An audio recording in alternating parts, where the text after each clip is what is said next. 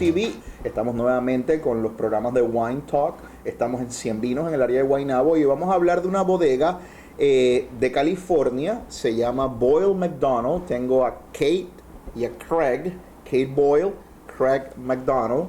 Y ellos son pues las personas que han venido a Puerto Rico a hablar de este proyecto. Es muy interesante que ellos tienen pues un vínculo con Puerto Rico porque tienen un familiar aquí en la isla y han estado pues viajando, conocen San Juan, conocen Aguadilla. Now we're going to switch into English and we're going to start talking with Craig and with Kate. They're married, they're a couple, and they work together about the project, about the winery. So the start for us was we moved to the Sierra foothills, which is 3 hours east of San Francisco. Okay. And there's mountains. We're in the foothills, and there's skiing. When was this? How long ago? That was in 1998. When the skiing was done and the resort closed, we decided it was a beautiful place to stay. But what would we do? And there was a really starting out with a small wine industry there. Okay. And so when I decided I needed another job because the skiing was done, I went around to all the different tasting rooms. There were 9 wineries at the time in the area, and I picked the one that I thought was fantastic. I loved every wine, including the White Zinfandel, very nicely made wine. Okay, yeah. And tasted them all and said, I want to work here. And so I started in the tasting room. And so by the next harvest, he pulled me out of the tasting room and said, I want you to work in the cellar now full time. And then he offered me the assistant winemaker position, and it went from there. So that was in 1999. By 2004, my father and mother were looking to retire in Napa, but they knew that I was so excited about wine, and I was going to do this for the rest of my life. When the wine bug bites, it bites hard. Yes. Yeah. Bites I very knew hard. that this was it. And so they said, well, do you want us to look for land to plant vineyards? And so that's where these wines are. And tell us a bit about the 4 wines that you brought, at least from the commercial perspective. So these 2 here on the end are the Cabernet Sauvignon that we planted in Napa. Okay. So there are 2 clones of Cabernet Sauvignon in the vineyard, and then 8% of the vineyard is planted to Cabernet Franc. And we do the one wine, we pick it, we do a field blend, we chose the clones and the percentage of Cabernet Franc because that's what we wanted for the wine. I love Cab Franc. It provides so we didn't elegance, want finesse. 100%, we just wanted that little bit of That finesse from peppery veggie note, like good veggie, not the bad veggie.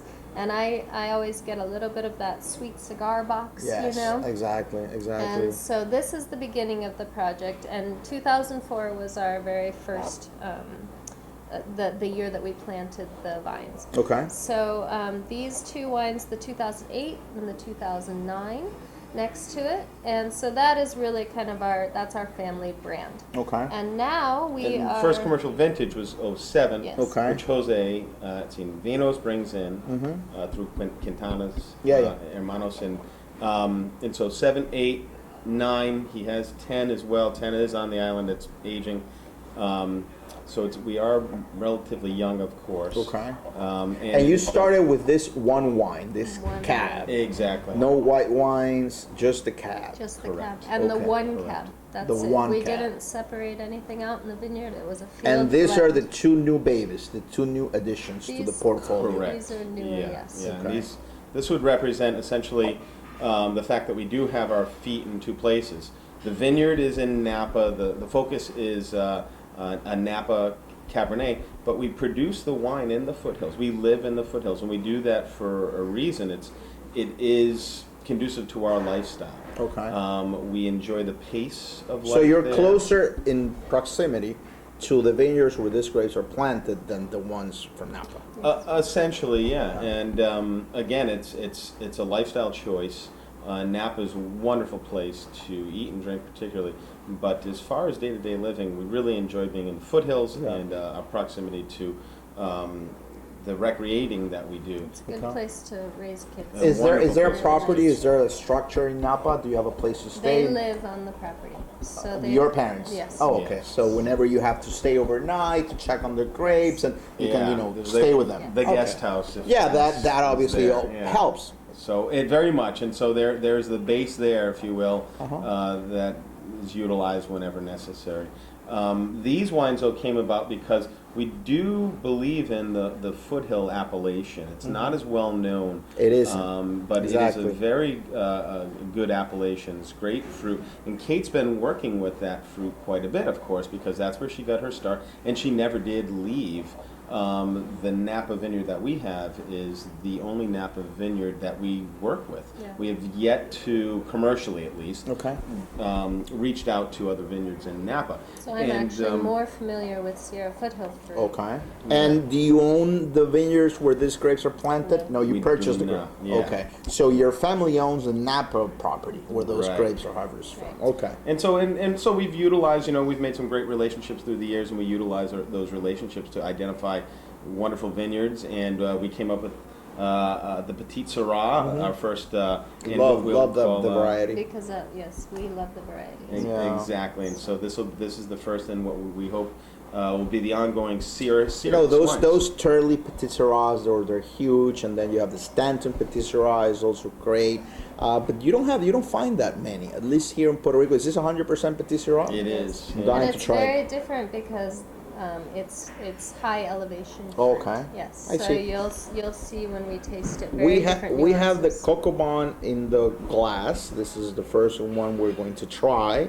This is a blend of Cab and Aglianico. Very good grape. I really like it. It's very traditionally elegant. a nice blender for Cab because it's a big, inky kind of. Exactly. So let's get into it. So 50% Cabernet Sauvignon from Napa, and then this is blended with 50% Aglianico from the Sierra Foothills. So this was our collaboration between the two. Yes, two exactly. regions. I love the cherry, the mint. There's a little mint there. The minerality is present as I'm well. actually, I'm getting tar qualities right And I now. get the Rose petal, anise. Wow. So I get a lot of black licorice. Yeah, licorice is there as well. Cheers. Yes, Cheers. Thanks for this. Thank you. Let's see what's in here. I do It's feel easy to drink. It's juicy. It's bold. It's for those people that enjoy spicy, chewy wine. But at the same time, I can see a lot of people getting involved with this wine or being attracted because of the varietal composition. Though the Aglianico, what is that? I need to try that. And the 50 Cab. I like the juiciness, but I also like the acidity, the backbone, because Right. it's not one of those boring wines that all you get is fruit and oak. You have for being an affordable wine, a long finish here. It's still reverberating in my palate. I get a little bit of dark chocolate, perhaps. Really Yeah. good dark chocolate as well. It's a good call. I'm getting that as well. And then my style, if I have to define my style, is always to make food-friendly wines. So California fruit can tend to be really big. We hang it on the vine for a long time. You notice in California high alcohols. It gets sometimes raisiny and it gets chewy in the wine. That is not necessarily my style. My style is for the wine to not overpower the food, but to actually complement the food. I get something very interesting here, and I'll tell you. I've done a lot of interviews with wines from all over the world. The nose is correct, but the mouthfeel is great. I like this wine more in the mouth than in the nose. Perhaps it's young. The nose is going to evolve later on, but it's delicious in the mouth, and that's obviously what counts, right? The sensation, the long finish, the acidity. It coats the palate, and it's very well priced. This is what, $25, $26? $23.50. $23.50 here, And then Desde Cien $10 Vinos. more to drink it here, right? Drinking the tables, yeah. And it says here that it pairs well with chicken. More of a joke. Okay. Because of the chicken, the roosters on the Of label. course. So It is a joke, because this would go great with steak, Yes. big, juicy Exactly, yeah. steak. Yeah. Yeah. But this is our fun wine. It's a joke, on the back. The pairs best with chicken because obviously the chickens wouldn't want you to. This gets back to the Cook them point up of and eat them with being the wine. I love this wine. approachable, non-pretentious. It's a very serious wine, but we do want to present it in a way that is easy on people. And Let's get into the Petit Syrah. And I'm really looking forward to this. 14.6 alcohol. Love this grape. When it's well made, it's fantastic. Tell me about this wine. So for me, the thing that differentiates Petite Sirah that's in the foothills, and this is at a high elevation. This is what 3,400 feet, I believe. This one's actually 2,200 feet. Oh, 2,200. Okay, so yeah. about the same El as Dorado where we County. live, actually. And so the nice thing when you get the higher elevation fruit with the Petite Sirah is the floral character, and then and specifically violet for me. So violet and blueberries is what I mostly get from this wine. This is sensational nose because it's not overbearing. It's not a whack of fruit and doesn't try to be that. You know that I don't want to obviously mention any names or labels from other wineries, but you have those Petite Sirahs that are pure makeup. Right. They're just huge and bombastic and pornographic wines. We can call them that. Nothing wrong with it, but no, they're a little bit too much in your face. And here you get that floral component.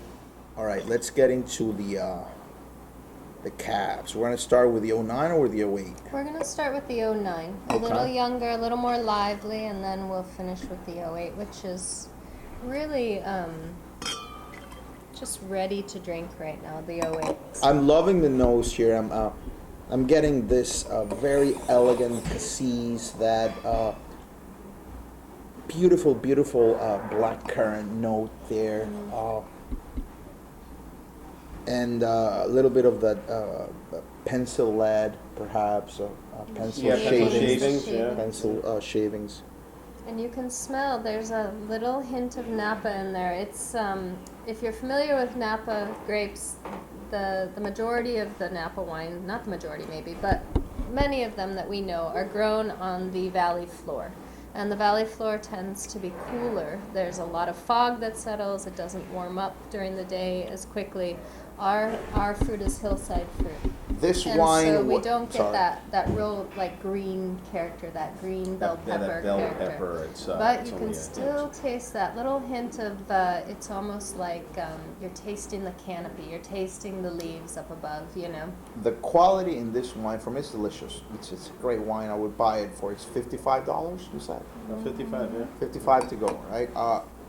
I love the freshness of the wine. It's not tired at all. You know, there are certain Right. wines that are just, God, it's like drinking, oil. It's like drinking, I don't know, like a bucket of cream. It's too heavy. viscous. It's too This, heavy. yeah, heavy. and this is so elegant. It reminds me a bit of those old style Napas from the 70s. Yes, I've had, more of that stuff. yeah, I've had. There was this one time, and I'm gonna throw out some names out there. I think I have the license to do so, being a wine blogger here. But I went to this tasting with a fellow attorney back in the days when I was in a big law firm here, and he opened different wine from 1978, and we had a Diamond Creek Volcanic Hill, we had a Martha's Vineyard, Heights Martha's Vineyard, and then the other one we had was a Chateau Montelena, 78. And they were so elegant, and you could, the finesse was there. I think that this wine has a long life ahead. This is an homage to France, to me. It's a tribute to France That's with a that very nice compliment. with that Thank you. American soul. if Yeah, you will. a fellow that I work with and have worked with for a long time. I should mention his name. His name is Brian Clausen. Nice guy. He's taught me a lot, actually, and he likened this to the left bank. That's what he would always say. Oh, left bank. And that's great. I mean, it's wonderful, and it is so a big young compliment. still. It is a very big compliment, and and that's what I like is that it's an 09.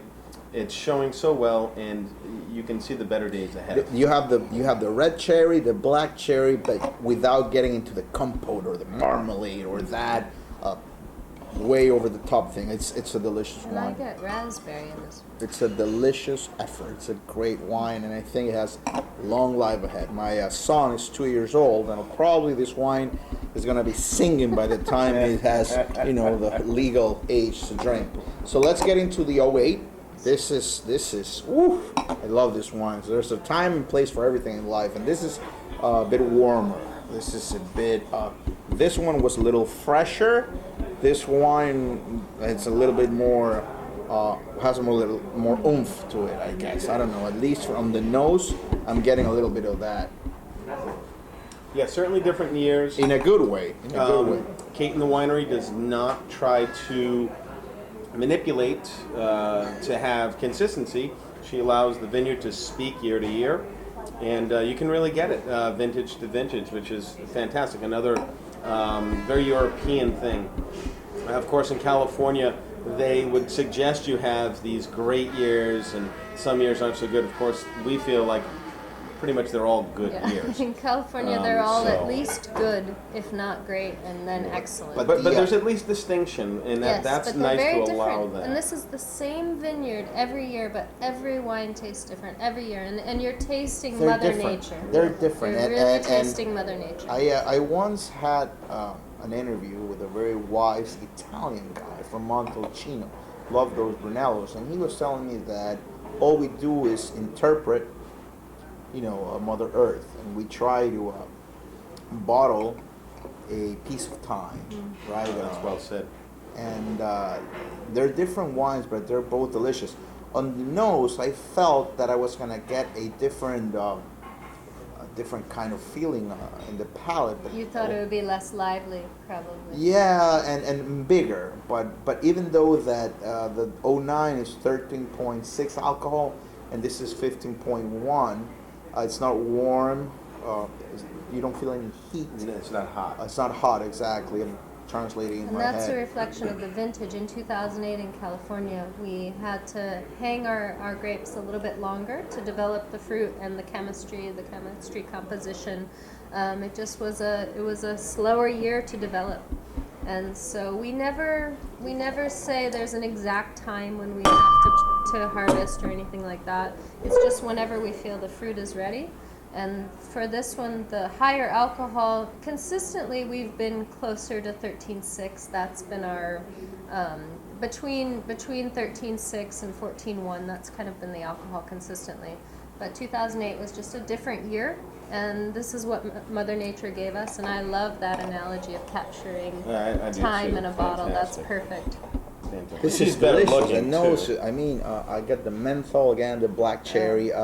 If this is more on the red cherries, it's more on the black cherries right here, and Just a little deeper, yes. a little deeper, perhaps a little more saturation. In terms of Thank you. pairings, this too. Let's say that I show up with my wife in California. I'll give you a call, and I say, "We're here. I want to try some of your cabs. Let's throw something on the grill." What would you pair this with? The 08 first? Yeah, I'm gonna throw a challenge to Okay, you, okay. to you too, because you've been to Puerto Rico many times. Yes. You have to give me a pairing with a local recipe, the local Puerto Rican dish. I guess I would go with, and so The hard. asopao with the pairs best Yeah. with chicken. Asopao, pollo, asopao de pollo. Okay, that works. Obviously, well, we have a happy rooster now. He's smiling. Happy. Oh man. I mean, I'm still actually gonna go to the market. I'm gonna go to the Supermax and I'm gonna get a steak. I'm gonna get a Steak. New York cut with this. Okay. And I'm What gonna it make costs. sure though that I'm gonna make sure that it's. You throw some well mofongo cooked. on the side, and then you make it Puerto Always Rican. mofongo on the Always side. mofongo. Always mofongo Always on the side. mofongo on the With side. mariscos, so rellenos mofongo. Mofongo relleno de Yeah, mariscos. Yeah. That's good. And so we can do that for sure with this. I would not go much lighter with 2009 though. I would probably want to do. And forgive me, I cannot think of any kind of specific, unless we want to But talk you about know what, pinchos the at a the Kosciuszko, pinchos and is where what we would yes. maybe do that, right? We would open the bottle So- and we'd buy our dollar pincho and then we would. Oh, it's Or that awesome. could be You're my kind of back in the people. day, In right? Dorado, in Or in Dorado Dorado. is even better, Yes. yeah. This so. is a beautiful wine, beautiful wine. I'm going to. I really would like to thank you guys for giving us the chance to thank you. sample your wines. These are fantastic wines. All have been amazing, and they all have a story to tell and a different kind of crowd to please, I guess. This is a wine that is just fun.